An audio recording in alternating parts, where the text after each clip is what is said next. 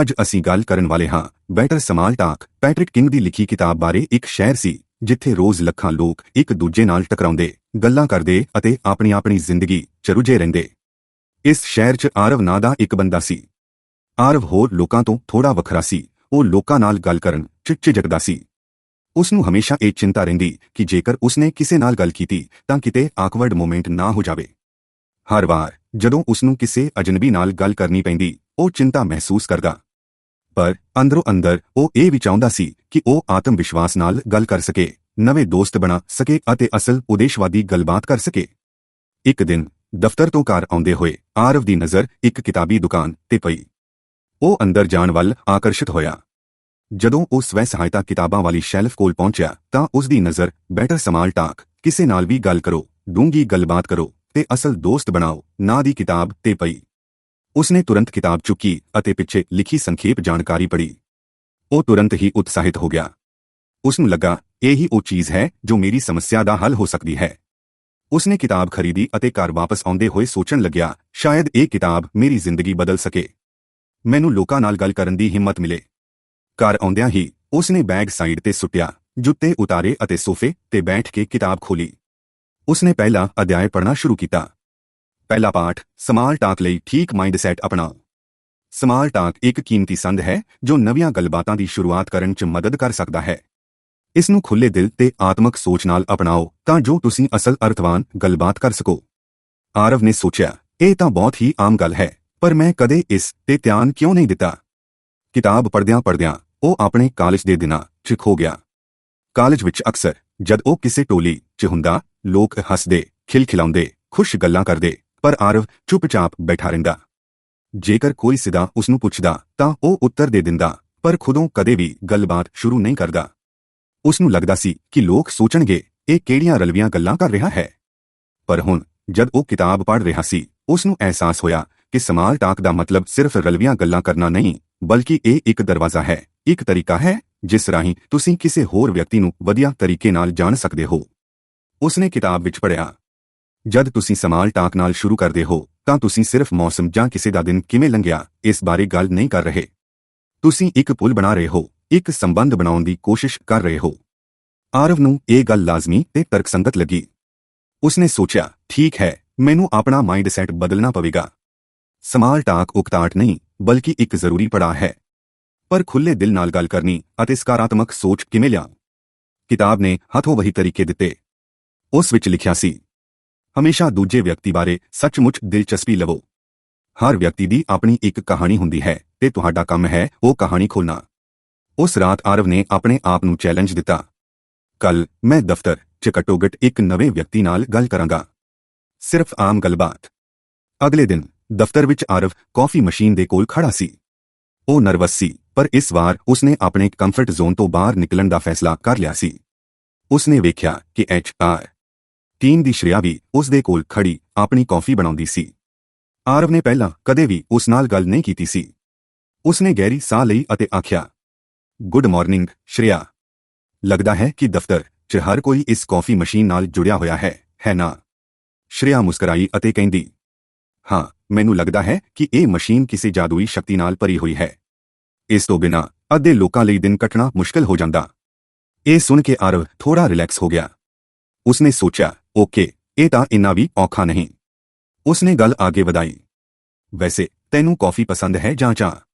ਸ਼੍ਰੇਆ ਨੇ ਥੋੜਾ ਹੈਰਾਨ ਹੋ ਕੇ ਕਿਹਾ, ਮੈਂ ਚਾਹ ਪੀਣੀ ਪਸੰਦ ਕਰਦੀ ਹਾਂ, ਪਰ ਇਸ ਮਸ਼ੀਨ ਵਿੱਚ ਚੰਗੀ ਚਾਹ ਦਾ ਕੋਈ ਵਿਕਲਪ ਹੀ ਨਹੀਂ। ਆਰਵ ਨੇ ਹੱਸਦੇ ਹੋਏ ਕਿਹਾ, ਹਾਂ, ਬਿਲਕੁਲ। ਮੈਂ ਵੀ ਚਾਹ ਟਰਾਈ ਕੀਤੀ ਸੀ, ਪਰ ਇਹ ਤਾਂ ਸਾਦੇ ਪਾਣੀ 'ਚ ਫਲੇਵਰ ਮਿਲਾ ਦਿੱਤਾ ਹੋਇਆ ਲੱਗਿਆ। ਦੋਵੇਂ ਹੱਸਣ ਲੱਗੇ। ਪਹਿਲੀ ਵਾਰ ਆਰਵ ਨੇ ਮਹਿਸੂਸ ਕੀਤਾ ਕਿ ਸਮਾਲ ਟਾਕ ਇੰਨਾ ਵੀ ਔਖਾ ਨਹੀਂ। ਜੇਕਰ ਤੁਸੀਂ ਸੱਚਮੁੱਚ ਦੂਜੇ ਵਿਅਕਤੀ 'ਚ ਦਿਲਚਸਪੀ ਲਓ ਤੇ ਥੋੜਾ ਜਿਹਾ ਯਤਨ ਕਰੋ ਤਾਂ ਗੱਲਬਾਤ ਆਪਣੇ ਆਪ ਫਲੋ ਕਰਨ ਲੱਗਦੀ ਹੈ। ਉਸ ਸ਼ਾਮ ਜਦ ਉਹ ਘਰ ਪਰਤਿਆ, ਉਸਨੇ ਸੋਚਿਆ, ਅੱਜ ਮੈਂ ਪਹਿਲਾ ਕਦਮ ਚੁੱਕ ਲਿਆ ਤੇ ਇਹ ਤਾਂ ਇੰਨਾ ਵੀ ਮਾੜਾ ਨਹੀਂ ਸੀ। ਸ਼ਾਇਦ ਇਹ ਕਿਤਾਬ ਸਹੀ ਕਹਿ ਰਹੀ ਹੈ, ਸਮਾਲ ਟਾਕ ਸਿਰਫ ਗੱਲਾਂ ਕਰਨ ਲਈ ਨਹੀਂ, ਇਹ ਕਨੈਕਸ਼ਨ ਬਣਾਉਣ ਦਾ ਇੱਕ ਤਰੀਕਾ ਹੈ। ਉਸਨੇ ਉਸ ਹਿੱਸੇ ਨੂੰ ਫਿਰ ਤੋਂ ਪੜ੍ਹਿਆ ਜਿੱਥੇ ਲਿਖਿਆ ਸੀ, ਹਰ ਗੱਲਬਾਤ ਨੂੰ ਇਸ ਨਜ਼ਰੀਏ ਨਾਲ ਅਪਰੋਚ ਕਰੋ ਕਿ ਤੁਸੀਂ ਸਿਰਫ ਬੋਲਣ ਲਈ ਨਹੀਂ, ਬਲਕਿ ਸੁਣਨ ਅਤੇ ਜੁੜਨ ਲਈ ਗੱਲ ਕਰ ਰਹੇ ਹੋ। ਆਰਵ ਨੇ ਸੋਚਿਆ, ਸੁਣਨਾ ਵੀ ਇੱਕ ਹੁਨਰ ਹੈ, ਮੈਨੂੰ ਇਹ ਪ੍ਰੈਕਟਿਸ ਕਰਨਾ ਪਵੇਗਾ। ਹੁਣ ਆਰਵ ਨੂੰ ਆਹਿਸਤਾ-ਆਹਿਸਤਾ ਆਤਮ ਵਿਸ਼ਵਾਸ ਆਉਣ ਲੱਗਾ ਸੀ। ਉਸਨੇ ਫੈਸਲਾ ਲਿਆ ਕਿ ਉਹ ਹਰ ਰੋਜ਼ ਇੱਕ ਨਵੇਂ ਵਿਅਕਤੀ ਨਾਲ ਗੱਲ ਕਰੇਗਾ। ਉਸਨੇ ਕਿਤਾਬ ਨੂੰ ਬੈੱਡਸਾਈਡ ਟੇਬਲ ਤੇ ਰੱਖਿਆ ਤੇ ਮਨ ਵਿੱਚ ਸੋਚਿਆ, ਇਹ ਮੇਰੀ ਬਦਲਾਵ ਭਰੀ ਯਾਤਰਾ ਦੀ ਸ਼ੁਰੂਆਤ ਹੈ। ਆਰਵ ਨੇ ਪਹਿਲੇ ਪਾਠ ਤੋਂ ਜੋ ਸਿੱਖਿਆ ਸੀ ਉਹ ਆਹਿਸਤਾ-ਆਹਿਸਤਾ ਆਪਣੀ ਦਿਨਚਰ ਵਿੱਚ ਲਾਗੂ ਕਰਨ ਲੱਗਾ। ਹੁਣ ਜਦ ਵੀ ਉਹ ਕਿਸੇ ਨਾਲ ਗੱਲ ਕਰਦਾ, ਉਹ ਖੁੱਲ੍ਹੇ ਦਿਲ ਤੇ ਸਕਾਰਾਤਮਕ ਸੋਚ ਨਾਲ ਗੱਲਬਾਤ ਸ਼ੁਰੂ ਕਰਨ ਦੀ ਕੋਸ਼ਿਸ਼ ਕਰਦਾ। ਪਰ ਇੱਕ ਗੱਲ ਸੀ ਜੋ ਉਸਨੂੰ ਹਮੇਸ਼ਾ ਚੁਭਦੀ ਰਹਿੰਦੀ ਸੀ। ਕਈ ਵਾਰ ਉਹ ਸਿਰਫ ਗੱਲਬਾਤ ਨੂੰ ਅੱਗੇ ਵਧਾਉਣ ਲਈ ਗੱਲ ਕਰਦਾ, ਪਰ ਉਹ ਅਸਲ ਵਿੱਚ ਸਾਹਮਣੇ ਵਾਲੇ ਦੀ ਗੱਲ ਧਿਆਨ ਨਾਲ ਨਹੀਂ ਸੁਣਦਾ ਸੀ। ਇੱਕ ਰਾਤ ਜਦ ਉਹ ਕਿਤਾਬ ਦਾ ਅਗਲਾ ਅਧਿਆਇ ਪੜ੍ਹ ਰਿਹਾ ਸੀ, ਉਸ ਦੀ ਨਜ਼ਰ ਇੱਕ ਨਵੇਂ ਪਾਠ ਤੇ ਪਈ। ਸਰਗਰਮ ਸੁਣਨ ਦੀ ਕਲਾ ਵਿਕਸਿਤ ਕਰੋ। ਗੱਲਬਾਤ 'ਚ ਪੂਰੀ ਤਰ੍ਹਾਂ ਸ਼ਾਮਲ ਹੋਵੋ। ਅੱਖੀਂ ਮਿਲਾ ਕੇ ਗੱਲ ਕਰੋ, ਖੁੱਲ੍ਹੇ ਸਵਾਲ ਪੁੱਛੋ ਅਤੇ ਕਿਸੇ ਦੀ ਗੱਲ ਵਿਚਕਾਰ ਟੁਕਣਾ ਛੱਡੋ। ਜਦ ਤੁਸੀਂ ਧਿਆਨ ਨਾਲ ਸੁਣਦੇ ਹੋ, ਵਿਅਕਤੀਗਤ ਭਰੋਸਾ ਵਧਾਉਂਦਾ ਹੈ ਅਤੇ ਲੋਕਾਂ ਨੂੰ ਆਪਣੇ ਦਿਲ ਦੀ ਗੱਲ ਖੁੱਲ੍ਹ ਕੇ ਸਾਂਝੀ ਕਰਨ ਲਈ ਪ੍ਰੇਰਿਤ ਕਰਦਾ ਹੈ। ਆਰਵ ਨੇ ਪੜ੍ਹਨਾ ਜਾਰੀ ਰੱਖਿਆ। ਕਿਤਾਬ ਵਿੱਚ ਇੱਕ ਹੋਰ ਤਗੜੀ ਗੱਲ ਲਿਖੀ ਸੀ। ਅਕਸਰ ਲੋਕ ਸੋਚਦੇ ਹਨ ਕਿ ਉਹ ਚੰਗੇ ਸੁਣਨਹਾਰ ਹਨ, ਪਰ ਅਸਲ ਵਿੱਚ ਉਹ ਸਿਰਫ ਆਪਣੇ ਬੋਲਣ ਦੀ ਵਾਰੀ ਦੀ ਉਡੀਕ ਕਰ ਰਹੇ ਹੁੰਦੇ ਹਨ।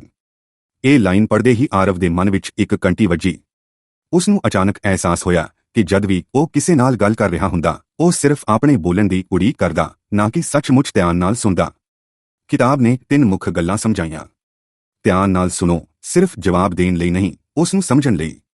ਖੁੱਲ੍ਹੇ ਅੰਤ ਵਾਲੇ ਸਵਾਲ ਪੁੱਛੋ, ਜਿਸ ਨਾਲ ਦੂਜਾ ਵਿਅਕਤੀ ਆਪਣੇ ਵਿਚਾਰ ਖੁੱਲ੍ਹ ਕੇ ਜ਼ਾਹਿਰ ਕਰ ਸਕੇ। ਮੱਧ ਵਿਚਕਾਰ ਟੋਕੇ ਨਾ, ਸਾਹਮਣੇ ਵਾਲੇ ਨੂੰ ਪੂਰੀ ਤਰ੍ਹਾਂ ਆਪਣੀ ਗੱਲ ਰੱਖਣ ਦਿਓ। ਆਰਵ ਨੇ ਸੋਚਿਆ, ਇਹ 3 ਗੱਲਾਂ ਅਸਲ 'ਚ ਮੇਰੇ ਲਈ ਖੇਡ ਬਦਲ ਸਕਦੀਆਂ ਹਨ। ਜਦੋਂ ਤੁਸੀਂ ਕਿਸੇ ਨਾਲ ਗੱਲ ਕਰ ਰਹੇ ਹੋ ਤਾਂ ਆਈ ਕੰਟੈਕਟ ਬਣਾਈ ਰੱਖੋ, ਤਾਂ ਜੋ ਸਾਹਮਣੇ ਵਾਲੇ ਨੂੰ ਲੱਗੇ ਕਿ ਤੁਸੀਂ ਉਹਨਾਂ ਦੀ ਗੱਲ ਧਿਆਨ ਨਾਲ ਸੁਣ ਰਹੇ ਹੋ। ਖੁੱਲ੍ਹੇ ਅੰਤ ਵਾਲੇ ਸਵਾਲ ਪੁੱਛੋ ਤਾਂ ਜੋ ਗੱਲਬਾਤ ਹਾਂ ਜਾਂ ਨਾ ਤੇ ਖਤਮ ਹੋਣ ਦੀ ਬਜਾਏ ਅੱਗੇ ਵਧੇ। ਇੰਟਰਪਸ਼ਨ ਤੋਂ ਬਚੋ, ਕਿਉਂਕਿ ਕਿਸੇ ਦੀ ਗੱਲ ਵਿਚਕਾਰ ਟੁੱਕਣ ਨਾਲ ਨਾ ਸਿਰਫ ਗੱਲਬਾਤ ਰੁਕਦੀ ਹੈ, ਬਲਕਿ ਦੂਜਾ ਵਿਅਕਤੀ ਵੀ ਆਪਣੀ ਗੱਲ ਖੁੱਲ੍ਹ ਕੇ ਸਾਂਝੀ ਕਰਨ ਤੋਂ ਕਤਰਾ ਸਕਦਾ ਹੈ।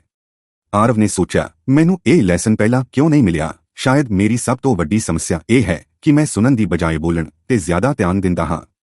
ਉਸਨੇ ਉਸ ਰਾਤ ਇੱਕ ਯੋਜਨਾ ਬਣਾਈ ਕਿ ਅਗਲੇ ਦਿਨ ਉਹ ਸੁਣਨ ਦੀ ਪ੍ਰੈਕਟਿਸ ਕਰੇਗਾ। ਅਗਲੇ ਦਿਨ ਦਫ਼ਤਰ ਦੇ ਲੰਚ ਦੌਰਾਨ ਆਰਵ ਨੇ ਆਪਣੇ ਕਲੀਗ ਸਮੀਰ ਦੇ ਕੋਲ ਬੈਠਣ ਦਾ ਫੈਸਲਾ ਕੀਤਾ। ਸਮੀਰ ਅਕਸਰ ਆਪਣੇ ਕੰਮ ਵਿੱਚ ਰੁੱਝਾ ਰਹਿੰਦਾ ਸੀ ਅਤੇ ਜ਼ਿਆਦਾ ਸੋਸ਼ਲ ਨਹੀਂ ਸੀ। ਆਰਵ ਨੇ ਸੋਚਿਆ, ਇਹ ਇੱਕ ਬਿਹਤਰੀਨ ਮੌਕਾ ਹੈ।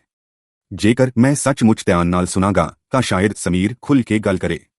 ਆਰਵ ਨੇ ਸ਼ੁਰੂਆਤ ਕੀਤੀ, ਹੇ ਸਮੀਰ, ਮੈਂ ਨੋਟਿਸ ਕੀਤਾ ਕਿ ਤੂੰ ਹਮੇਸ਼ਾ ਆਪਣੇ ਕੰਮ ਤੇ ਫੋਕਸ ਰਹਿੰਦਾ ਹੈ। ਤੂੰ ਇੰਨਾ ਉਤਸ਼ਾਹੀਵਾਨ ਕਿਵੇਂ ਰਹਿੰਦਾ ਹੈ? ਸਮੀਰ ਨੇ ਹੌਲੀ-ਹੌਲੀ ਹੈਰਾਨ ਹੋ ਕੇ ਉੱਤਰ ਦਿੱਤਾ, ਧੰਨਵਾਦ। ਸ਼ਾਇਦ ਇਹ ਸਿਰਫ ਅਨੁਸ਼ਾਸਨ ਅਤੇ ਯੋਜਨਾ ਬਣਾਉਣ ਬਾਰੇ ਹੈ। ਇਸ ਵਾਰ ਆਰਵ ਨੇ ਆਪਣੇ ਆਪ ਨੂੰ ਯਾਦ ਦਿਵਾਇਆ, ਬਚਪਨ ਨਾ ਕਰੀਏ, ਸਿਰਫ ਸੁਣਨਾ ਹੈ। ਉਹ ਸਮੀਰ ਨੂੰ ਉਤਸ਼ਾਹਿਤ ਕਰਨ ਲਈ ਹੌਲੀ-ਹੌਲੀ ਸਰ ਹਿਲਾਉਣ ਲੱਗਾ ਤੇ ਹੱਸਿਆ। ਸਮੀਰ ਨੇ ਅੱਗੇ ਕਿਹਾ, ਅਸਲ ਵਿੱਚ ਮੇਰੇ ਕੋਲ ਇੱਕ ਪਲੈਨਰ ਹੁੰਦਾ ਹੈ ਜਿੱਥੇ ਮੈਂ ਆਪਣੇ ਦਿਨ ਦੇ ਸਾਰੇ ਟਾਸਕ ਲਿਖਦਾ ਹਾਂ, ਜਿਸ ਨਾਲ ਮੈਨੂੰ ਤਰਜੀਹ ਦੇਣ ਵਿੱਚ ਮਦਦ ਮਿਲਦੀ ਹੈ। ਆਰਵ ਨੇ ਧਿਆਨ ਨਾਲ ਸੁਣਿਆ ਅਤੇ ਫਿਰ ਇੱਕ ਖੁੱਲ੍ਹਾ ਅੰਤ ਵਾਲਾ ਸਵਾਲ ਪੁੱਛਿਆ, ਵਧੀਆ ਗੱਲ ਹੈ। ਕੀ ਤੂੰ ਕੋਈ ਖਾਸ ਤਰੀਕਾ ਵਰਤਦਾ ਹੈ ਜਿਸ ਨਾਲ ਤੂੰ ਇਹ ਰੁਟੀਨ ਬਣਾਈ ਰੱਖ ਸਕੇ? ਸਮੀਰ ਕੁਝ ਸਕਿੰਟ ਲਈ ਸੋਚਣ ਲੱਗਾ ਅਤੇ ਫਿਰ ਉੱਤਰ ਦਿੱਤਾ, ਹਾਂ, ਮੈਂ ਪੋਮੋਡੋਰੇ ਤਕਨੀਕ ਵਰਤਦਾ ਹਾਂ। ਇਹ ਤਕਨੀਕ ਛੋਟੇ ਸਮਿਆਂ ਦੀ ਕੇਂਦਰਤ ਮਿਹਨਤ ਅਤੇ ਵਿਚਕਾਰ ਵਿਅਕਤੀਗਤ ਬ੍ਰੇਕਸ ਤੇ ਆਧਾਰਿਤ ਹੁੰਦੀ ਹੈ, ਜੋ ਮੈਨੂੰ ਟਰੈਕ ਤੇ ਰੱਖਣ ਵਿੱਚ ਬਹੁਤ ਮਦਦ ਕਰਦੀ ਹੈ। ਆਰਵ ਨੇ ਮਹਿਸੂਸ ਕੀਤਾ ਕਿ ਹੁਣ ਸਮੀਰ ਹੋਰ ਵੀ ਜ਼ਿਆਦਾ ਆਰਾਮਦਾਇਕ ਮਹਿਸੂਸ ਕਰ ਰਿਹਾ ਸੀ। ਉਸਨੇ ਇਹ ਵੀ ਵੇਖਿਆ ਕਿ ਸਮੀਰ ਦੀ ਬਾਡੀ ਲੈਂਗਵੇਜ ਵੀ ਬਦਲ ਗਈ ਸੀ। ਸਮੀਰ ਹੁਣ ਰਿਲੈਕਸ ਮਹਿਸੂਸ ਕਰ ਰਿਹਾ ਸੀ ਅਤੇ ਆਪਣੀ ਗੱਲ ਵਿਸਥਾਰ ਨਾਲ ਦੱਸ ਰਿਹਾ ਸੀ। ਆਰਵ ਨੇ ਗੱਲਬਾਤ ਦੌਰਾਨ ਇੱਕ ਹੋਰ ਮਹੱਤਵਪੂਰਨ ਚੀਜ਼ ਨੋਟਿਸ ਕੀਤੀ, ਆਈ ਕੰਟੈਕਟ ਦਾ ਜਾਦੂ। ਜਦੋਂ ਉਹ ਸਮੀਰ ਦੀ ਗੱਲ ਨੂੰ ਧਿਆਨ ਨਾਲ ਸੁਣ ਰਿਹਾ ਸੀ ਅਤੇ ਉਹਨਾਂ ਦੀਆਂ ਅੱਖਾਂ ਵਿੱਚ ਦੇਖ ਰਿਹਾ ਸੀ ਤਾਂ ਸਮੀਰ ਨੂੰ ਮਹਿਸੂਸ ਹੋ ਰਿਹਾ ਸੀ ਕਿ ਉਹਨਾਂ ਦੀਆਂ ਗੱਲਾਂ ਵਾਸਤਵ ਵਿੱਚ ਮਹੱਤਵਪੂਰਨ ਹਨ। ਉਸ ਸ਼ਾਮ ਜਦੋਂ ਆਰਵ ਦਫ਼ਤਰ ਤੋਂ ਘਰ ਵਾਪਸ ਜਾ ਰਿਹਾ ਸੀ, ਉਸਨੇ ਸੋਚਿਆ, ਅੱਜ ਪਹਿਲੀ ਵਾਰ ਮੈਨੂੰ ਅਹਿਸਾਸ ਹੋਇਆ ਕਿ ਕਿਸੇ ਦੀ ਗੱਲ ਧਿਆਨ ਨਾਲ ਸੁਣਨਾ ਕਿੰਨਾ ਸ਼ਕਤੀਸ਼ਾਲੀ ਹੋ ਸਕਦਾ ਹੈ। ਇਹ ਸਿਰਫ ਸੰਚਾਰ ਕਮਿਊਨੀਕੇਸ਼ਨ ਦਾ ਹਿੱਸਾ ਨਹੀਂ, ਬਲਕਿ ਇੱਕ ਮਜ਼ਬੂਤ ਕਨੈਕਸ਼ਨ ਬਣਾਉਣ ਦਾ ਸਭ ਤੋਂ ਵਧੀਆ ਤਰੀਕਾ ਹੈ। ਘਰ ਪਹੁੰਚ ਕੇ ਉਸਨੇ ਪੁਸਤਕ ਦਾ ਇੱਕ ਹੋਰ ਭਾਗ ਪੜ੍ਹਿਆ ਜਿਸ ਵਿੱਚ ਲਿਖਿਆ ਸੀ, ਲਿਸਨਿੰਗ ਸਿਰਫ ਸ਼ਬਦ ਸੁਣਨ ਬਾਰੇ ਨਹੀਂ, ਬਲਕਿ ਭਾਵਨਾਵਾਂ ਨੂੰ ਸਮਝਣ, ਲਾਈਨਾਂ ਦੇ ਵਿਚਕਾਰ ਪੜ੍ਹਨ ਅਤੇ ਦੂਜੇ ਵਿਅਕਤੀ ਨੂੰ ਆਪਣਾ ਅਣਵਿਚਲਿਤ ਧਿਆਨ ਦੇਣ ਬਾਰੇ ਹੈ।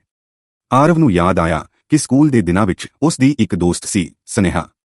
ਸਨੇਹਾ ਹਮੇਸ਼ਾ ਧਿਆਨ ਨਾਲ ਆਰਵ ਦੀ ਗੱਲ ਸੁਣਦੀ। ਉਸ ਨੂੰ ਹਮੇਸ਼ਾ ਅਹਿਸਾਸ ਹੁੰਦਾ ਕਿ ਉਹ ਗੱਲਾਂ ਵਾਕਈ ਮਹੱਤਵਪੂਰਨ ਹਨ। ਉਸ ਦੇ ਨਾਲ ਗੱਲ ਕਰਨਾ ਹਮੇਸ਼ਾ ਆਸਾਨ ਮਹਿਸੂਸ ਹੁੰਦਾ।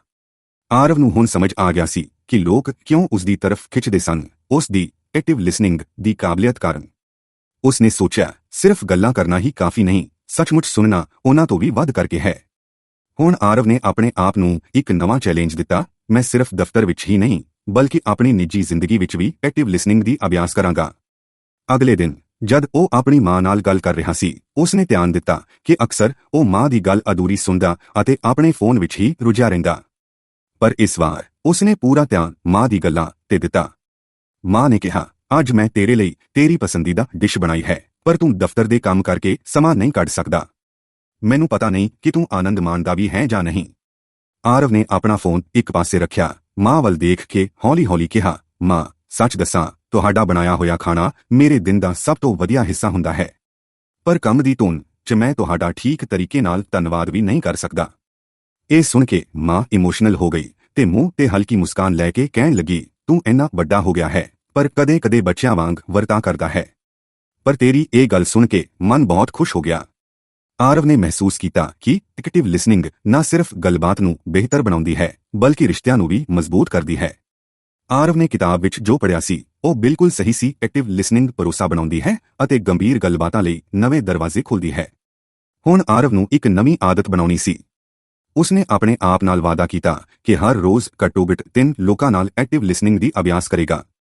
ਉਸਨੇ ਮਹਿਸੂਸ ਕੀਤਾ ਕਿ ਇਹ ਸਿਰਫ ਇੱਕ ਸਕਿੱਲ ਨਹੀਂ ਬਲਕਿ ਇੱਕ ਮਾਈਂਡਸੈਟ ਹੈ, ਇੱਕ ਤਰੀਕਾ ਜਿਸ ਨਾਲ ਤੁਸੀਂ ਲੋਕਾਂ ਦੀਆਂ ਭਾਵਨਾਵਾਂ ਅਤੇ ਉਹਨਾਂ ਦੀਆਂ ਕਹਾਣੀਆਂ ਨੂੰ ਵਾਸਤਵਿਕ ਤਰੀਕੇ ਨਾਲ ਸਮਝ ਸਕਦੇ ਹੋ।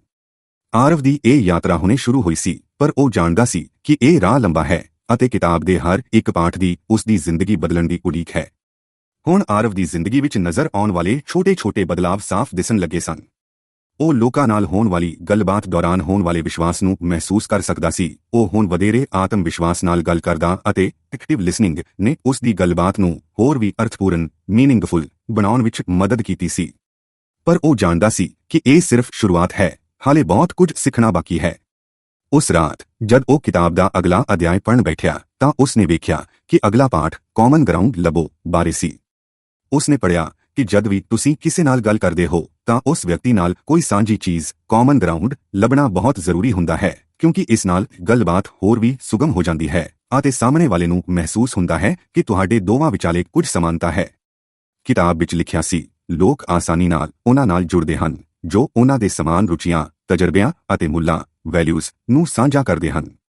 ਕਾਮਨ ਗਰਾਊਂਡ ਲੱਭਣਾ ਇੱਕ ਪੁਲ, ਬ੍ਰਿਜ ਲੱਭਣ ਵਾਂਗ ਹੈ ਜੋ ਦੋ ਸੋਚਾਂ ਨੂੰ ਇੱਕ ਦੂਜੇ ਦੇ ਨੇੜੇ ਲਿਆਉਂਦਾ ਹੈ। ਇਹ ਪੜ੍ਹ ਕੇ ਆਰਵ ਦੇ ਚਿਹਰੇ ਤੇ ਹਲਕੀ ਮੁਸਕਾਨ ਆ ਗਈ।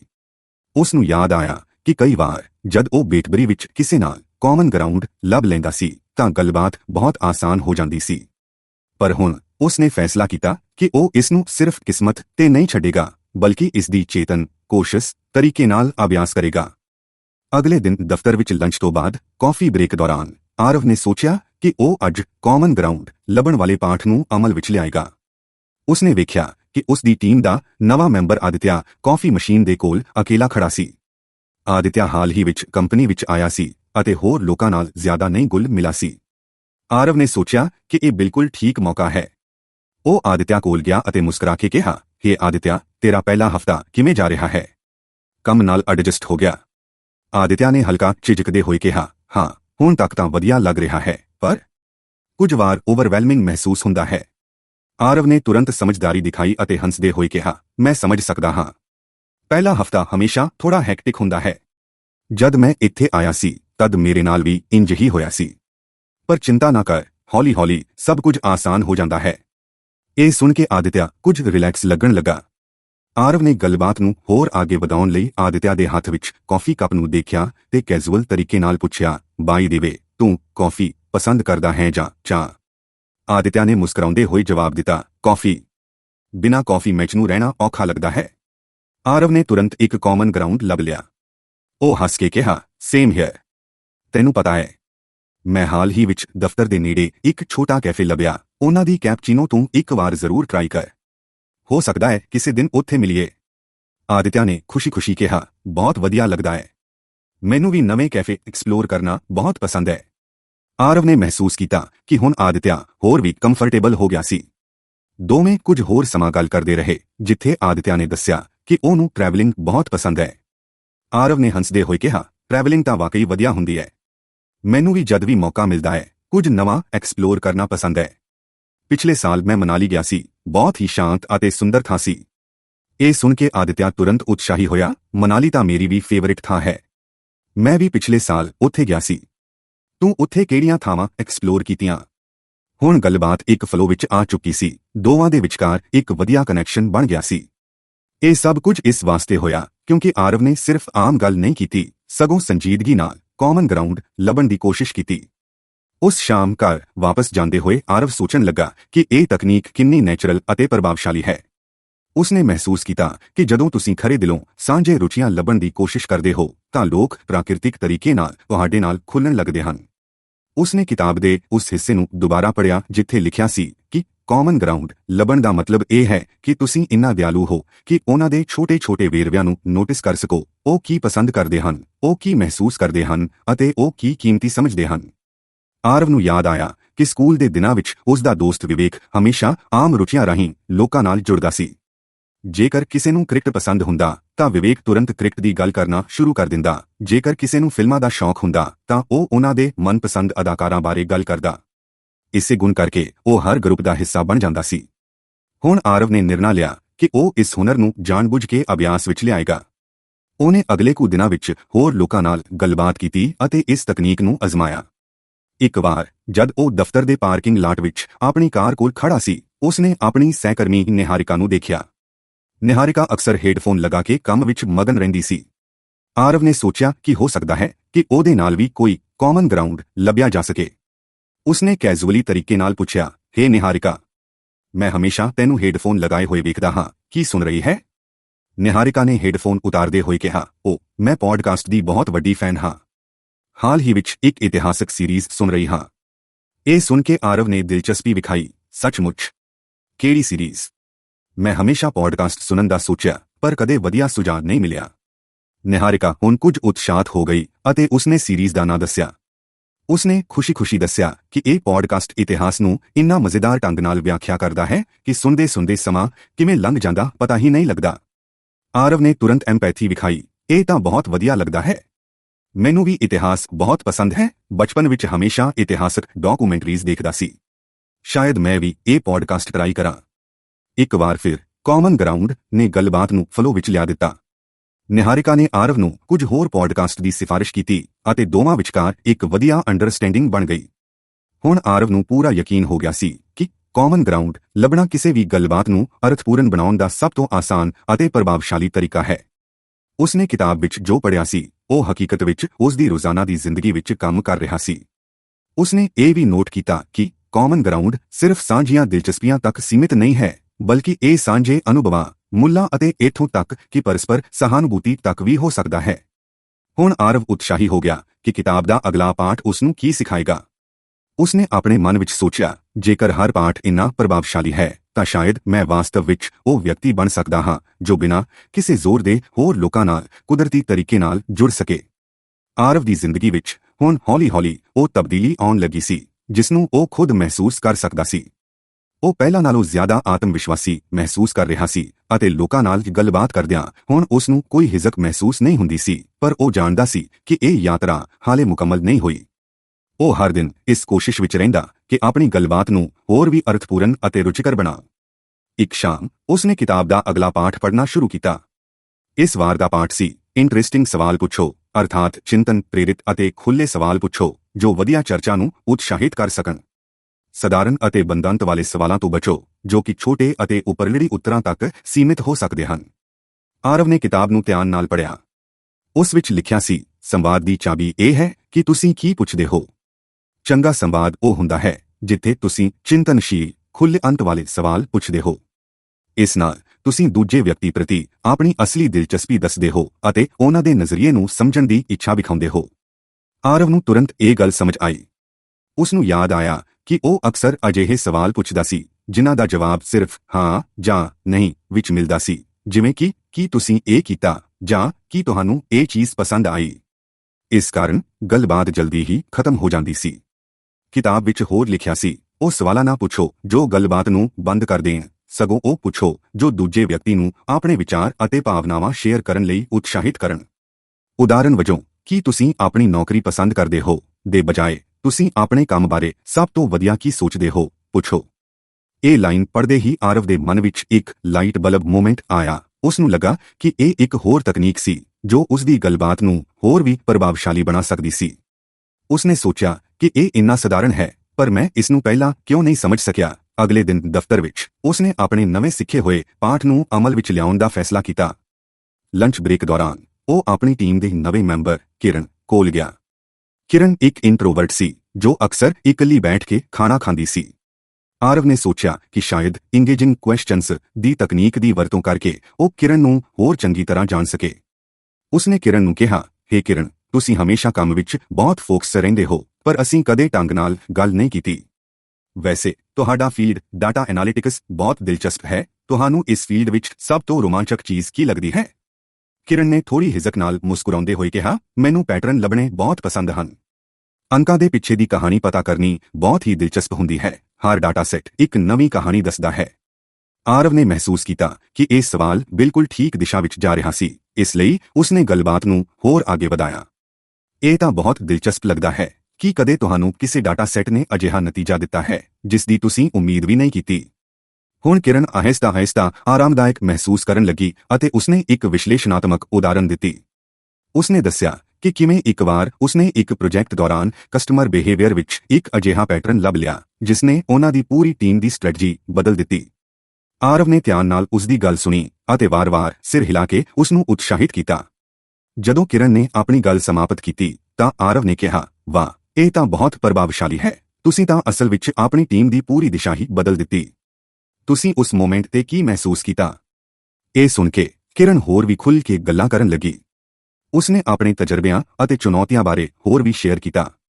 ਇਸ ਵਾਰ ਆਰਵ ਨੇ ਮਹਿਸੂਸ ਕੀਤਾ ਕਿ ਸਹੀ ਤਰੀਕੇ ਨਾਲ ਸਵਾਲ ਪੁੱਛਣ ਨਾਲ ਗੱਲਬਾਤ ਸਿਰਫ ਇੱਕ ਆਮ ਗੱਲਚੀਤ ਨਹੀਂ ਰਹੀ, ਬਲਕਿ ਇੱਕ ਡੂੰਘੀ ਅਤੇ ਰੁਚਿਕਰ ਚਰਚਾ ਬਣ ਗਈ। ਉਸ ਸ਼ਾਮ ਜਦ ਉਹ ਘਰ ਪਰਤਿਆ ਤਾਂ ਉਸਨੇ ਕਿਤਾਬ ਦੇ ਉਸ ਹਿੱਸੇ ਨੂੰ ਫਿਰ ਤੋਂ ਪੜ੍ਹਿਆ ਜਿਸ ਵਿੱਚ ਲਿਖਿਆ ਸੀ, ਇੰਗੇਜਿੰਗ ਕੁਐਸਚਨਸ ਨਾ ਸਿਰਫ ਗੱਲਬਾਤ ਨੂੰ ਚਲਾਉਂਦੇ ਹਨ, ਬਲਕਿ ਦੂਜੇ ਵਿਅਕਤੀ ਨੂੰ ਮਹਿਸੂਸ ਕਰਵਾਉਂਦੇ ਹਨ ਕਿ ਉਹਨਾਂ ਦੀ ਗੱਲ ਕੀਮਤੀ ਅਤੇ ਸਮਝਣਯੋਗ ਹੈ। ਆਰਵ ਨੂੰ ਇਹ ਗੱਲ ਪੂਰੀ ਤਰ੍ਹਾਂ ਸਹੀ ਲੱਗੀ। ਉਸ ਨੂੰ ਸਮਝ ਆ ਗਿਆ ਕਿ ਜਦ ਤੁਸੀਂ ਸੋਚ ਵਿਚਾਰ ਵਾਲੇ ਸਵਾਲ ਪੁੱਛਦੇ ਹੋ ਤਾਂ ਤੁਸੀਂ ਨਾ ਸਿਰਫ ਗੱਲਬਾਤ ਨੂੰ ਜਾਰੀ ਰੱਖਦੇ ਹੋ, ਬਲਕਿ ਸਾਹਮਣੇ ਵਾਲੇ ਵਿਅਕਤੀ ਨੂੰ ਇਹ ਮਹਿਸੂਸ ਕਰਵਾਉਂਦੇ ਹੋ ਕਿ ਤੁਸੀਂ ਉਸ ਦੀ ਗੱਲ ਨੂੰ ਸੱਚਮੁੱਚ ਸਮਝਣਾ ਚਾਹੁੰਦੇ ਹੋ। ਅਗਲੇ ਦਿਨ ਆਰਵ ਨੇ ਸੋਚਿਆ ਕਿ ਉਹ ਇਸ ਨਵੀਂ ਸਿੱਖੀ ਹੋਈ ਕੁਸ਼ਲਤਾ ਨੂੰ ਆਪਣੀ ਨਿੱਜੀ ਜ਼ਿੰਦਗੀ ਵਿੱਚ ਵੀ ਅਜ਼ਮਾਵੇਗਾ। ਰਾਤ ਦੇ ਖਾਣੇ ਦੌਰਾਨ ਉਸਨੇ ਆਪਣੇ ਪਿਤਾ ਜੀ ਨਾਲ ਗੱਲਬਾਤ ਕਰਨ ਦਾ ਫੈਸਲਾ ਕੀਤਾ। ਆਮ ਤੌਰ ਤੇ ਉਹ ਅਤੇ ਉਸਦੇ ਪਿਤਾ ਸਿਰਫ ਰੂਟੀਨੀ ਗੱਲਾਂ ਕਰਦੇ ਸਨ, ਜਿਵੇਂ ਕਿ ਕੰਮ ਕਿਵੇਂ ਚੱਲ ਰਿਹਾ ਹੈ ਜਾਂ ਅੱਜ ਦਾ ਦਿਨ ਕਿਵੇਂ ਗਿਆ, ਪਰ ਇਸ ਵਾਰ ਆਰਵ ਨੇ ਕੁਝ ਵੱਖਰਾ ਕਰਨ ਦੀ ਕੋਸ਼ਿਸ਼ ਕੀਤੀ। ਉਸਨੇ ਪੁੱਛਿਆ, ਪਾਪਾ, ਤੁਸੀਂ ਹਮੇਸ਼ਾ ਮੈਨੂੰ ਸਿਖਾਇਆ ਕਿ ਮਿਹਨਤ ਅਤੇ ਧੀਰਜ ਸਭ ਤੋਂ ਵੱਡੀਆਂ ਗੁਣ ਹੁੰਦੇ ਹਨ, ਪਰ ਕੀ ਤੁਹਾਡੇ ਕੈਰੀਅਰ ਵਿੱਚ ਕੋਈ ਐਸਾ ਪਲ ਆਇਆ ਜਦ ਤੁਹਾਨੂੰ ਮਹਿਸੂਸ ਹੋਇਆ ਕਿ ਬਹੁਤ ਮਿਹਨਤ ਦੇ ਬਾਵਜੂਦ ਵੀ ਚੀਜ਼ਾਂ ਠੀਕ ਨਹੀਂ ਹੋ ਰਹੀਆਂ? ਇਹ ਸੁਣ ਕੇ ਉਸਦੇ ਪਿਤਾ ਕੁਝ ਪਲ ਚੁੱਪ ਰਹੇ, ਫਿਰ ਹੌਲੀ-ਹੌਲੀ ਮੁਸਕਰਾ ਕੇ ਕਹਿਣ ਲੱਗੇ, ਇਹ ਬਹੁਤ ਚੰਗਾ ਸਵਾਲ ਹੈ। ਹਾਂ, ਇੱਕ ਵਾਰ ਐਸਾ ਹੋਇਆ ਸੀ ਜਦ ਮੈਂ ਆਪਣੇ ਕੈਰੀਅਰ ਦੇ ਸ਼ੁਰੂਆਤੀ ਦੌਰ ਵਿੱਚ ਸੀ। ਉਸ ਸਮੇਂ ਮੈਂ ਇੱਕ ਵੱਡਾ ਪ੍ਰੋਜੈਕਟ ਲਿਆ ਸੀ ਅਤੇ ਮੈਨੂੰ ਲੱਗ ਰਿਹਾ ਸੀ ਕਿ ਜੇ ਇਹ ਕਾਮਯਾਬ ਹੋ ਗਿਆ ਤਾਂ ਮੇਰਾ ਨਾਮ ਬਣ ਜਾਵੇਗਾ। ਪਰ ਕੁਝ ਗਲਤ ਗਣਨਾਵਾਂ ਕੈਲਕੂਲੇਸ਼ਨਸ ਦੇ ਕਾਰਨ ਉਹ ਪ੍ਰੋਜੈਕਟ ਫੇਲ ਹੋ ਗਿਆ। ਆਰਵ ਨੇ ਹਮਦਰਦੀ ਦਿਖਾਉਂਦੇ ਹੋਏ ਪੁੱਛਿਆ, ਉਸ ਸਮੇਂ ਤੁਸੀਂ ਇਹ ਸਭ ਕਿਵੇਂ ਸੰਭਾਲਿਆ? ਇਹ ਤਾਂ ਬਹੁਤ ਮੁਸ਼ਕਲ ਰਿਹਾ ਹੋਵੇਗਾ। ਉਸਦੇ ਪਿਤਾ ਨੇ ਇੱਕ ਡੂੰਘੀ ਸਾਹ ਲਿਆ ਅਤੇ ਕਹਿਣ ਲੱਗੇ, ਹਾਂ, ਇਹ ਬਹੁਤ ਮੁਸ਼ਕਲ ਸੀ, ਪਰ ਮੈਂ ਇਹ ਸਿੱਖਿਆ ਕਿ ਹਰੇਕ ਅਸਫਲਤਾ ਵਿੱਚ ਇੱਕ ਸਬਕ ਹੁੰਦਾ ਹੈ। ਉਸ ਅਨੁਭਵ ਨੇ ਮੈਨੂੰ ਸਿਖਾਇਆ ਕਿ ਯੋਜਨਾ ਬਣਾਉਣ ਅਤੇ ਲਾਗੂ ਕਰਨ ਵਿੱਚ ਸੰਤੁਲਨ ਰੱਖਣਾ ਕਿੰਨਾ ਜ਼ਰੂਰੀ ਹੁੰਦਾ ਹੈ। ਅੱਜ ਜੇ ਮੈਂ ਕਿਸੇ ਵੀ ਤਰੀਕੇ ਨਾਲ ਕਾਮਯਾਬ ਹਾਂ ਤਾਂ ਉਹ ਉਹਨਾਂ ਅਸਫਲਤਾਵਾਂ ਕਰਕੇ ਹੀ ਹੈ। ਆਰਵ ਨੇ ਮਹਿਸੂਸ ਕੀਤਾ ਕਿ ਇੰਗੇਜਿੰਗ ਕੁਐਸਚਨਸ ਨੇ ਨਾ ਸਿਰਫ ਉਸਦੇ ਪਿਤਾ ਨੂੰ ਆਪਣੀ ਕਹਾਣੀ ਖੁੱਲ੍ਹ ਕੇ ਦੱਸਣ ਦਾ ਮੌਕਾ ਦਿੱਤਾ, ਸਗੋਂ ਉਹਨਾਂ ਦੇ ਰਿਸ਼ਤੇ ਨੂੰ ਵੀ ਇੱਕ ਨਵੇਂ ਪੱਧਰ ਤੇ ਲੈ ਗਿਆ। ਹੁਣ ਆਰਵ ਨੂੰ ਪੂਰੀ ਤਰ੍ਹਾਂ ਸਮਝ ਆ ਗਿਆ ਕਿ ਸਹੀ ਸਵਾਲ ਪੁੱਛਣਾ ਸਿਰਫ ਇੱਕ ਗੱਲਬਾਤ ਦੀ ਤਕਨੀਕ ਨਹੀਂ, ਬਲਕਿ ਇੱਕ ਕਲਾ ਹੈ। ਉਸਨੇ ਜੋ ਕੁਝ ਕਿਤਾਬ ਵਿੱਚ ਪੜ੍ਹਿਆ ਸੀ ਉਹ ਹਕੀਕਤ ਵਿੱਚ ਉਸਦੀ ਜ਼ਿੰਦਗੀ ਵਿੱਚ ਪ੍ਰਭਾਵ ਪਾ ਰਿਹਾ ਸੀ। ਆਰਵ ਨੇ ਆਪਣੀ ਡਾਇਰੀ ਵਿੱਚ ਲਿਖਿਆ, ਇੱਕ ਇੰਗੇਜਿੰਗ ਸਵਾਲ ਦੀ ਤਾਕਤ ਸਿਰਫ ਸ਼ਬਦਾਂ ਵਿੱਚ ਨਹੀਂ ਹੁੰਦੀ, ਬਲਕਿ ਉਸਦੇ ਪਿੱਛੇ ਲੁਕੇ ਇਰਾਦੇ ਵਿੱਚ ਹੁੰਦੀ ਹੈ। ਇਹ ਦਿਖਾਉਂਦਾ ਹੈ ਕਿ ਤੁਸੀਂ ਪਰਵਾਹ ਕਰਦੇ ਹੋ, ਤੁਸੀਂ ਜਾਣਨਾ ਚਾਹੁੰਦੇ ਹੋ ਅਤੇ ਤੁਸੀਂ ਅੱਗੇ ਵਾਲੇ ਦੀ ਕਹਾਣੀ ਵਿੱਚ ਅਸਲ ਦਿਲਚਸਪੀ ਰੱਖਦੇ ਹੋ। ਹੁਣ ਆਰਵ ਨੂੰ ਬੇਸਬਰੀ ਨਾਲ ਉਮੀਦ ਸੀ ਕਿ ਕਿਤਾਬ ਦਾ ਅਗਲਾ ਪਾਠ ਕੀ ਹੋਵੇਗਾ ਅਤੇ ਉਹ ਇਸ ਨੂੰ ਆਪਣੀ ਜ਼ਿੰਦਗੀ ਵਿੱਚ ਕਿਵੇਂ ਲਾਗੂ ਕਰੇਗਾ। ਉਸ ਲਈ ਹਰ ਨਵਾਂ ਦਿਨ ਇੱਕ ਮੌਕਾ ਬਣ ਗਿਆ ਸੀ, ਨਵਾਂ ਸਿੱਖਣ ਦਾ ਅਤੇ ਖੁਦ ਨੂੰ ਬਿਹਤਰ ਬਣਾਉਣ ਦਾ। ਉਹ ਕਿਤਾਬ ਦੇ ਹਰ ਪਾਠ ਨੂੰ ਆਪਣੀ ਜ਼ਿੰਦਗੀ ਵਿੱਚ ਲਿਆਂਦਾ ਜਾ ਰਿਹਾ ਸੀ ਅਤੇ ਹੁਣ ਉਹ ਗੱਲਬਾਤ ਵਿੱਚ ਵੱਖਰਾ ਭਰੋਸਾ ਮਹਿਸੂਸ ਕਰ ਰਿਹਾ ਸੀ। ਪਰ ਉਹ ਇਹ ਵੀ ਜਾਣਦਾ ਸੀ ਕਿ ਹਰ ਗੱਲਬਾਤ ਹਮੇਸ਼ਾ ਆਸਾਨ ਨਹੀਂ ਹੁੰਦੀ। ਕਈ ਵਾਰ ਅਜਿਹੇ ਅਣਕੁਲ ਮੋੜ ਆ ਜਾਂਦੇ ਹਨ ਜਿਨ੍ਹਾਂ ਨੂੰ ਸੰਭਾਲਣਾ ਔਖਾ ਹੋ ਜਾਂਦਾ ਹੈ। ਉਸ ਰਾਤ ਜਦ ਉਹ ਕਿਤਾਬ ਦਾ ਅਗਲਾ ਪਾਠ ਪੜ੍ਹਨ ਬੈਠਾ ਤਾਂ ਉਸਨੇ ਵੇਖਿਆ ਕਿ ਅਗਲਾ ਵਿਸ਼ਾ ਸੀ ਅਣਕੁਲ ਸਥਿਤੀਆਂ ਨੂੰ ਸੁਗੰਭੀ ਢੰਗ ਨਾਲ ਸੰਭਾਲੋ। ਹਾਸੇ, ਦਿਸ਼ਾ ਪਰਿਵਰਤਨ ਅਤੇ ਸਵੀਕਾਰੋਕਤੀ ਵਰਤ ਕੇ ਅਣਕੁਲ ਮੋੜਾਂ ਨੂੰ ਸੁੰਦਰ ਢੰਗ ਨਾਲ ਨੈਵੀਗੇਟ ਕਰੋ। ਸ਼ਾਂਤੀ ਬਣਾਈ ਰੱਖਣ ਅਤੇ ਨਰਮੀ ਨਾਲ ਅਣਕੁਲ ਮੋੜਾਂ ਨੂੰ ਹੱਲ ਕਰਨਾ ਗੱਲਬਾਤ ਦੇ ਪ੍ਰਵਾਹ ਨੂੰ ਜਾਰੀ ਰੱਖਣ ਵਿੱਚ ਮਦਦ ਕਰ ਸਕਦਾ ਹੈ। ਆਰਵ ਨੇ ਇਹ ਹਿੱਸਾ ਬਹੁਤ ਧਿਆਨ ਨਾਲ ਪੜ੍ਹਿਆ। ਕਿਤਾਬ ਵਿੱਚ ਲਿਖਿਆ ਸੀ, ਅਣਕੁਲ ਪਲ ਅਣਮਿੱਤ ਹਨ। ਗੱਲਬਾਤ ਵਿੱਚ ਉਹਨਾਂ ਤੋਂ ਬਚਣ ਦੀ ਬਜਾਏ ਉਹਨਾਂ ਨੂੰ ਹਾਸੇ ਅਤੇ ਸੰਵੇਦਨਸ਼ੀਲਤਾ ਨਾਲ ਗ੍ਰਹਿਣ ਕਰੋ। ਕਈ ਵਾਰ ਸਥਿਤੀ ਨੂੰ ਸਵੀਕਾਰ ਕਰ ਲੈਣਾ ਇਸ ਨੂੰ ਘੱਟ ਅਣਕੁਲ ਬਣਾ ਸਕਦਾ ਹੈ। ਇਹ ਪੜ੍ਹ ਕੇ ਆਰਵ ਨੂੰ ਫੌਰਨ ਉਹ ਪਲ ਯਾਦ ਆਇਆ ਜਦ ਉਹ ਆਫਿਸ ਦੇ ਕੈਂਟੀਨ ਵਿੱਚ ਆਪਣੇ ਸੀਨੀਅਰ ਨਾਲ ਗੱਲ ਕਰ ਰਿਹਾ ਸੀ ਅਤੇ ਅਚਾਨਕ ਉਸਨੇ ਉਹਨਾਂ ਦੇ ਕੰਮ ਦੀ ਅਣਜਾਣੇ ਵਿੱਚ ਆਲੋਚਨਾ ਕਰ ਦਿੱਤੀ। ਉਹ ਪਲ ਬਹੁਤ ਅਣਕੁਲ ਹੋ ਗਿਆ ਸੀ ਅਤੇ ਆਰਵ ਸਮਝ ਨਹੀਂ ਪਿਆ ਕਿ ਉਹ ਕੀ ਬੋਲੇ। ਹੁਣ ਉਸਨੇ ਸੋਚਿਆ, ਕਾਸ਼ ਉਸ ਦਿਨ ਮੈਨੂੰ ਇਹ ਹੁਨਰ ਪਹਿਲਾਂ ਹੀ ਆਉਂਦਾ। ਅਗਲੇ ਦਿਨ ਆਰਵ ਨੇ ਪੂਰੇ ਯਤਨ ਨਾਲ ਇਸ ਪਾਠ ਨੂੰ ਆਪਣੀ ਜ਼ਿੰਦਗੀ ਵਿੱਚ ਲਿਆਉਣ ਦਾ ਫੈਸਲਾ ਕੀਤਾ। ਉਹ ਜਾਣਦਾ ਸੀ ਕਿ ਅਣਕੁਲ ਸਥਿਤੀਆਂ ਕਿਸੇ ਵੀ ਸਮੇਂ ਕਿਸੇ ਵੀ ਥਾਂ ਉੱਤੇ ਆ ਸਕਦੀਆਂ ਹਨ ਅਤੇ ਇਹ ਜਲਦੀ ਹੀ ਹੋਇਆ ਵੀ।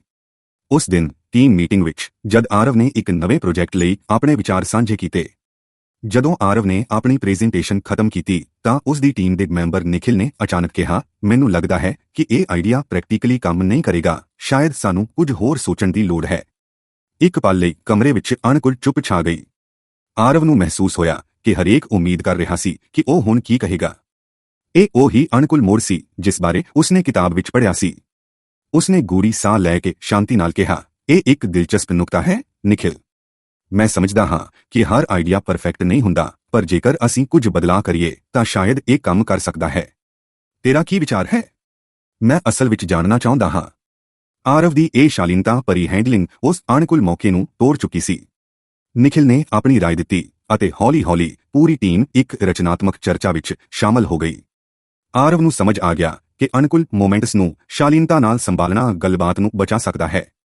ਉਸ ਸ਼ਾਮ ਜਦ ਉਹ ਘਰ ਪਹੁੰਚਿਆ ਤਾਂ ਉਸਨੇ ਕਿਤਾਬ ਦਾ ਅਗਲਾ ਹਿੱਸਾ ਪੜ੍ਹਿਆ ਜਿਸ ਵਿੱਚ ਲਿਖਿਆ ਸੀ, ਹਾਸਾ ਇੱਕ ਸ਼ਾਨਦਾਰ ਹਥਿਆਰ ਹੈ ਜੋ ਤਣਾਅ ਨੂੰ ਦੂਰ ਕਰ ਸਕਦਾ ਹੈ। ਇੱਕ ਹਲਕਾ-ਫੁਲਕਾ ਟਿੱਪਣੀ ਕਿਸੇ ਅਣਕੁਲ ਮੋਮੈਂਟ ਨੂੰ ਮਿਲ ਕੇ ਹੱਸਣ ਦੇ ਮੌਕੇ ਵਿੱਚ ਬਦਲ ਸਕਦੀ ਹੈ। ਆਰਵ ਨੂੰ ਯਾਦ ਆਇਆ ਕਿ ਉਸ ਦੀ ਬਚਪਨ ਦੀ ਦੋਸਤ ਸਾਕਸ਼ੀ ਹਮੇਸ਼ਾ ਅਣਕੁਲ ਸਥਿਤੀਆਂ ਨੂੰ ਹਾਸੇ ਨਾਲ ਸੰਭਾਲਦੀ ਸੀ। ਇੱਕ ਵਾਰ ਸਕੂਲ ਵਿੱਚ ਜਦ ਉਹ ਸਟੇਜ ਤੇ ਆਪਣੀ ਭਾਸ਼ਣ ਦੌਰਾਨ ਅਚਾਨਕ ਚੁੱਪ ਹੋ ਗਈ ਅਤੇ ਸਾਰੇ ਉਸ ਨੂੰ ਤੱਕਣ ਲੱਗੇ ਤਾਂ ਉਸਨੇ ਹੱਸਦੇ ਹੋਏ ਕਿਹਾ, ਲੱਗਦਾ ਹੈ ਮੇਰਾ ਦਿਮਾਗ ਬਿਨਾਂ ਦੱਸੇ ਕੌਫੀ ਬ੍ਰੇਕ ਤੇ ਚਲਿਆ ਗਿਆ।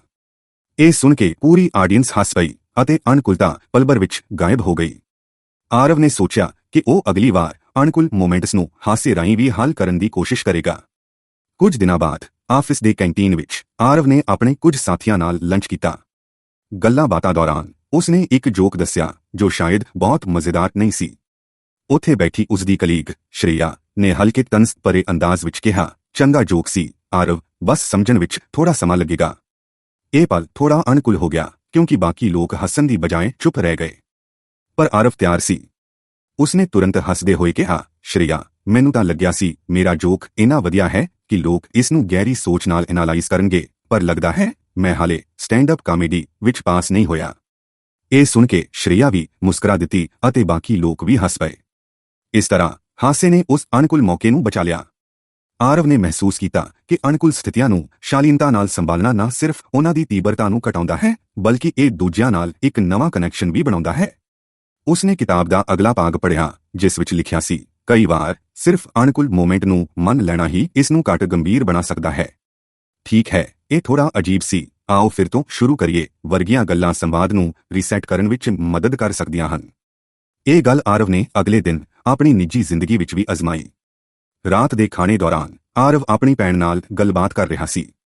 ਉਹਨਾਂ ਨੇ ਇੱਕ ਟੀਵੀ ਸ਼ੋਅ ਬਾਰੇ ਚਰਚਾ ਕੀਤੀ ਜੋ ਉਹ ਦੋਵੇਂ ਦੇਖ ਚੁੱਕੇ ਸਨ। ਆਰਵ ਨੇ ਬਿਨਾਂ ਸੋਚੇ ਸਮਝੇ ਕਹਿ ਦਿੱਤਾ, ਉਹ ਸ਼ੋਅ ਤਾਂ ਬਹੁਤ ਬੋਰਿੰਗ ਹੈ, ਪਤਾ ਨਹੀਂ ਲੋਕ ਇਸ ਨੂੰ ਕਿਉਂ ਦੇਖਦੇ ਹਨ। ਉਸ ਦੀ ਭੈਣ ਨੇ ਤੁਰੰਤ ਜਵਾਬ ਦਿੱਤਾ, ਐਕਸਕਿਊਜ਼ ਮੀ, ਮੈਨੂੰ ਉਹ ਸ਼ੋਅ ਬਹੁਤ ਪਸੰਦ ਹੈ। ਕੀ ਤੁਸੀਂ ਇਸ ਨੂੰ ਠੀਕ ਤਰੀਕੇ ਨਾਲ ਦੇਖਿਆ ਵੀ ਹੈ? ਇਹ ਇੱਕ ਕਲਾਸਿਕ ਅਣਕੁਲ ਮੋਮੈਂਟ ਸੀ। ਆਰਵ ਨੇ ਤੁਰੰਤ ਆਪਣੀ ਗਲਤੀ ਸਮਝ ਲਈ। ਉਸਨੇ ਮੁਸਕਰਾ ਕੇ ਕਿਹਾ, ਓਕੇ, ਲੱਗਦਾ ਹੈ ਮੈਂ ਬਿਨਾਂ ਦੇਖੇ ਹੀ ਆਪਣਾ ਫੈਸਲਾ ਦੇ ਦਿੱਤਾ। ਜੇਕਰ ਤੈਨੂੰ ਇਹ ਸ਼ੋਅ ਇੰਨਾ ਪਸੰਦ ਹੈ ਤਾਂ ਹੁਣ ਮੇਰਾ ਵੀ ਇਹਨੂੰ ਦੇਖਣ ਦਾ ਮਨ ਕਰ ਰਿਹਾ ਹੈ। ਆਓ ਵੀਕਐਂਡ ਤੇ ਇਸ ਨੂੰ ਇਕੱਠੇ ਦੇਖਦੇ ਹਾਂ। ਆਰਵ ਦੀ ਇਸ ਪੋਜ਼ਿਟਿਵ ਅਪਰੋਚ ਨੇ ਅਨੁਕੂਲਤਾ ਨੂੰ ਖਤਮ ਕਰ ਦਿੱਤਾ। ਉਸ ਦੀ ਭੈਣ ਵੀ ਮੁਸਕਰਾਈ ਅਤੇ ਕਹਿਣ ਲੱਗੀ, ਠੀਕ ਹੈ, ਪਰ ਜੇਕਰ ਤੈਨੂੰ ਇਹ ਪਸੰਦ ਨਾ ਆਇਆ ਤਾਂ ਮੈਨੂੰ ਕ੍ਰਿਟਿਸਾਈਜ਼ ਨਾ ਕਰੀ। ਆਰਵ ਨੇ ਮਹਿਸੂਸ ਕੀਤਾ ਕਿ ਇਹ ਹੁਨਰ ਸਿਰਫ ਪੇਸ਼ੇਵਰ ਗੱਲਬਾਤ ਤੱਕ ਸੀਮਿਤ ਨਹੀਂ ਸੀ, ਬਲਕਿ ਇਹ ਨਿੱਜੀ ਸੰਬੰਧਾਂ ਨੂੰ ਵੀ ਮਜ਼ਬੂਤ ਕਰ ਸਕਦਾ ਸੀ। ਉਸਨੇ ਆਪਣੀ ਡਾਇਰੀ ਵਿੱਚ ਲਿਖਿਆ, ਅਨੁਕੂਲ ਮੋਮੈਂਟਸ ਸਾਨੂੰ ਇੱਕ ਹੋਰ ਡੂੰਘੇ ਅਤੇ ਅਰਥਪੂਰਨ ਸੰਬੰਧ ਬਣਾਉਣ ਦਾ ਮੌਕਾ ਦੇ ਸਕਦੇ ਹਨ। ਹੁਣ ਆਰਵ ਨੂੰ ਲੱਗਣ ਲੱਗਾ ਸੀ ਕਿ ਇਸ ਕਿਤਾਬ ਦੇ ਹਰ ਪਾਠ ਨੇ ਨਾ ਸਿਰਫ ਉਸ ਦੀ ਗੱਲਬਾਤ ਦੀ ਕਲਾ ਸੰਭਾਲੀ, ਬਲਕਿ ਉਸ ਨੂੰ ਇੱਕ ਵਧੀਆ ਇਨਸਾਨ ਬਣਨ ਵਿੱਚ ਵੀ ਮਦਦ ਕੀਤੀ ਹੈ। ਉਸਨੇ ਮਨ ਹੀ ਮਨ ਸੋਚਿਆ, ਹੁਣ ਵੇਖਦਾ ਹਾਂ ਕਿਤਾਬ ਦਾ ਅਗਲਾ ਪਾਠ ਮੈਨੂੰ ਕੀ ਸਿਖਾਏਗਾ। ਆਰਵ ਨੇ ਆਪਣੀ ਯਾਤਰਾ ਦੌਰਾਨ ਬਹੁਤ ਕੁਝ ਸਿੱਖਿਆ ਸੀ। ਹਰ ਦਿਨ ਉਹ ਕਿਤਾਬ ਦੇ ਨਵੇਂ ਪਾਠ ਆਪਣੇ ਜੀਵਨ ਵਿੱਚ ਲਾਗੂ ਕਰਨ ਦੀ ਕੋਸ਼ਿਸ਼ ਕਰਦਾ ਅਤੇ ਹਰ ਵਾਰ ਉਹ ਮਹਿਸੂਸ ਕਰਦਾ ਕਿ ਉਹ ਪਹਿਲਾਂ ਨਾਲੋਂ ਵਧੀਆ ਬਣ ਰਿਹਾ ਹੈ। ਉਹ ਹੁਣ ਨਾ ਸਿਰਫ ਇੱਕ ਵਧੀਆ ਸੰਚਾਰਕ ਬਣ ਗਿਆ ਸੀ, ਬਲਕਿ ਲੋਕਾਂ ਨਾਲ ਗਹਿਰੀਆਂ ਰਿਸ਼ਤਾ ਬਣਾਉਣ ਵਿੱਚ ਵੀ ਕਾਮਯਾਬ ਹੋ ਰਿਹਾ ਸੀ। ਪਰ ਹੁਣ ਜਦੋਂ ਕਿ ਕਿਤਾਬ ਦੇ ਆਖਰੀ ਅਧਿਆਇ ਬਿਲਡ ਆਥੈਂਟਿਕ ਕਨੈਕਸ਼ਨਜ਼ ਤੇ ਆਇਆ ਤਾਂ ਉਸ ਨੂੰ ਇਹ ਸਮਝ ਆਇਆ ਕਿ ਹਰ ਗੱਲਬਾਤ ਦਾ ਅਸਲ ਮਕਸਦ ਦੂਜਿਆਂ ਨੂੰ ਸੁਣਨਾ, ਸਮਝਣਾ ਅਤੇ ਉਹਨਾਂ ਦਾ ਸਤਿਕਾਰ ਕਰਨਾ ਹੁੰਦਾ ਹੈ।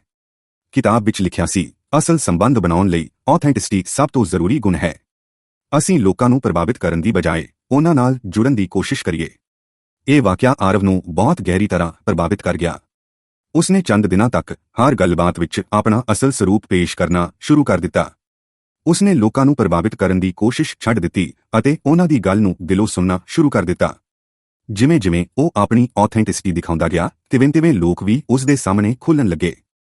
ਇੱਕ ਸ਼ਾਮ ਦਫ਼ਤਰ ਦੇ ਇੱਕ ਛੋਟੇ ਜਸ਼ਨ ਦੌਰਾਨ ਆਰਵ ਨੇ ਮਹਿਸੂਸ ਕੀਤਾ ਕਿ ਇਹ ਆਪਣੇ ਕਲੀਗਜ਼ ਨਾਲ ਸੰਬੰਧ ਮਜ਼ਬੂਤ ਕਰਨ ਦਾ ਇੱਕ ਵਧੀਆ ਮੌਕਾ ਹੈ। ਉਸਨੇ ਆਪਣੇ ਇੱਕ ਸੀਨੀਅਰ ਨੂੰ ਪੁੱਛਿਆ, ਸਰ, ਤੁਸੀਂ ਇਸ ਖੇਤਰ ਵਿੱਚ ਇੰਨੇ ਸਾਲ ਬਿਤਾਏ ਹਨ, ਕੋਈ ਐਸਾ ਅਨੁਭਵ ਜਿਸਨੇ ਤੁਹਾਡੀ ਸੋਚ ਨੂੰ ਪੂਰੀ ਤਰ੍ਹਾਂ ਬਦਲ ਦਿੱਤਾ ਹੋਵੇ? ਸੀਨੀਅਰ ਨੇ ਮੁਸਕਰਾ ਕੇ ਕਿਹਾ, ਹਾਂ, ਇੱਕ ਵਾਰ ਹੋਇਆ ਸੀ। ਉਹਨਾਂ ਨੇ ਇੱਕ ਦਿਲ ਨੂੰ ਛੂਹਣ ਵਾਲੀ ਕਹਾਣੀ ਸੁਣਾਈ ਕਿ ਕਿਵੇਂ ਉਹਨਾਂ ਦੀ ਇੱਕ ਗਲਤੀ ਨੇ ਉਹਨਾਂ ਨੂੰ ਇੱਕ ਬਿਹਤਰ ਨੇਤਾ ਬਣਨ ਵਿੱਚ ਮਦਦ ਕੀਤੀ। ਉਹਨਾਂ ਦੀ ਇਮਾਨਦਾਰੀ ਅਤੇ ਖੁੱਲ੍ਹਾਪਣ ਨੇ ਹਰ ਕਿਸੇ ਨੂੰ ਪ੍ਰਭਾਵਿਤ ਕਰ ਦਿੱਤਾ।